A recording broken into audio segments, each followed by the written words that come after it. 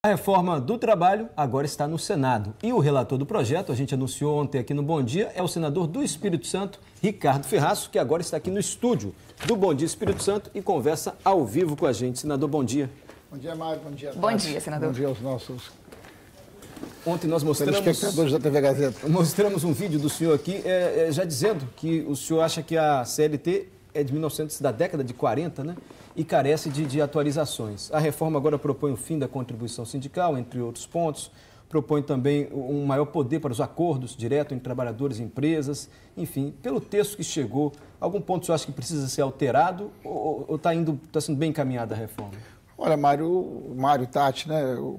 O debate e o contraditório, ele vai se estabelecer e o debate vai indicar todos esses pontos. Na prática, o que nós estamos refletindo é que nós temos uma lei trabalhista de inspiração autoritária.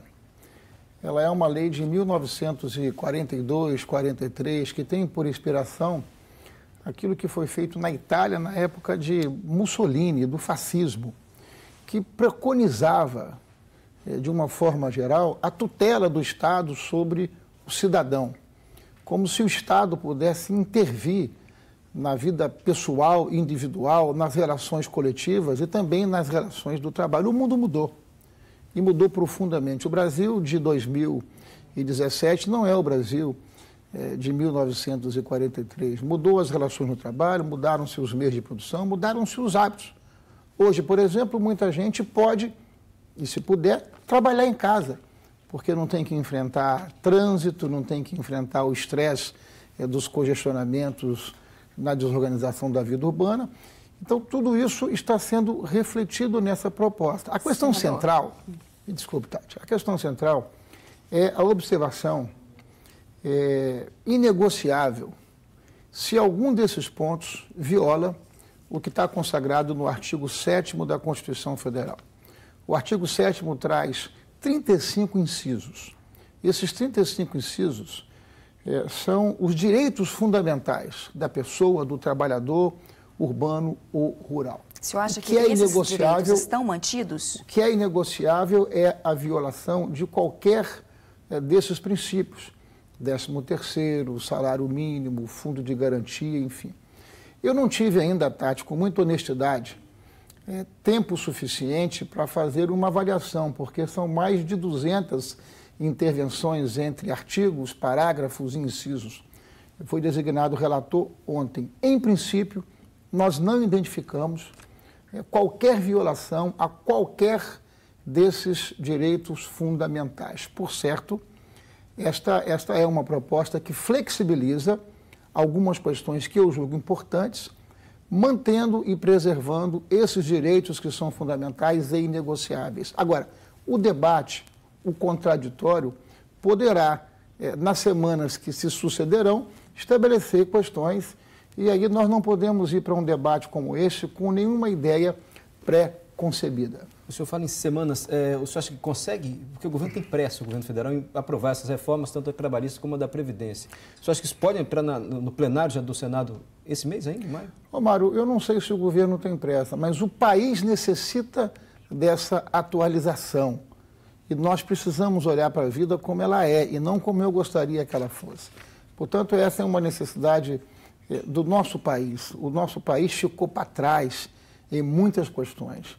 Quando nós olhamos para o mundo, nós percebemos que o mundo avançou e nós ficamos para trás em algumas questões. Essa é uma delas. Na questão tributária é uma outra delas. São variáveis que impedem, que engessam o desenvolvimento e a prosperidade da economia, que é geradora de oportunidades. Quer ver um exemplo? A legislação traz, por exemplo, a regulamentação da chamada jornada intermitente. Por que isso é importante?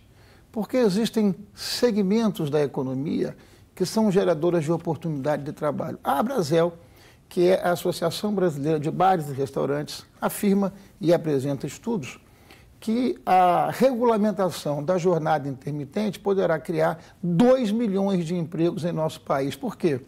Porque você tem segmentos que a sua demanda, a sua atividade, ela cresce sexta, sábado e domingo.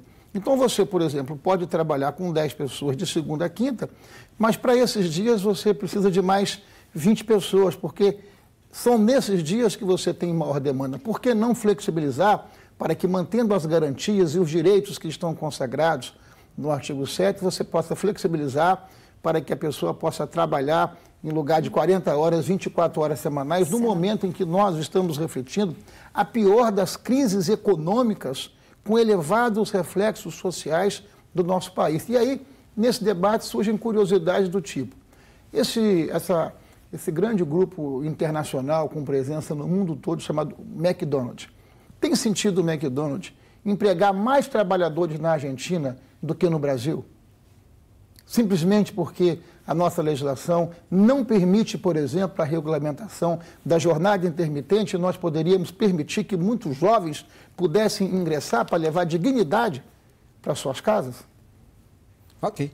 Senador Ricardo Feaz, está aqui a posição do senador. Ele vai ser o relator em qual comissão, senador? São 3 comissões, não é isso? Na Comissão de Assuntos Econômicos. São muitos os temas, né? Você falou do imposto sindical, por exemplo. O imposto sindical, ele continua existindo. Não é obrigatório. A proposta é dar opção à pessoa para que ela possa decidir se ela quer que desconte ou não. Esse viés autoritário, fascista, é que está sendo, sobretudo, revisto nessa legislação, inclusive abrindo campo para que a negociação entre o empreendedor e o trabalhador possa se dar sem a tutela do Estado brasileiro. Senador, obrigado por ter vindo ao Bom Dia. Imagina, claro que a gente prazer. vai continuar acompanhando a reforma trabalhista e também a reforma da Previdência. Eu acho que é a primeira vez que o senhor vem aqui no Bom Dia também, depois que surgiu a denúncia da Lava Jato. Os delatores afirmaram que o senhor teria recebido 400 mil pelo Departamento de Propina da Odebrecht na campanha de 2010. O senhor já se defendeu em reportagens, mas aqui no Bom Dia é a primeira vez que o senhor vem. O senhor disse que ia processar os delatores. O que o senhor tem a dizer sobre essa denúncia, senador? O que eu tenho a dizer é que essa delação é uma delação vazia. A pessoa que me delata por ter cometido um ilícito eleitoral. Não me delata por corrupção passiva, não me delata por corrupção ativa, por qualquer desses crimes, dessa bandalheira que nós estamos vendo com relação à Operação Lava Jato. Eu não tenho nada a ver com isso, eu estou absolutamente convicto disso e no processo eu estarei provando a minha inocência, graças a Deus. São quase 34 anos de mandato, nunca passei por um constrangimento como esse e quem vive uma situação dessa e tem vergonha na cara, claro que fica constrangido. Mas é meu dever me submeter às autoridades para que eu possa provar no devido processo legal a minha inocência. Obrigado mais uma vez. Obrigado, Mário. Obrigada, senador. Bom dia.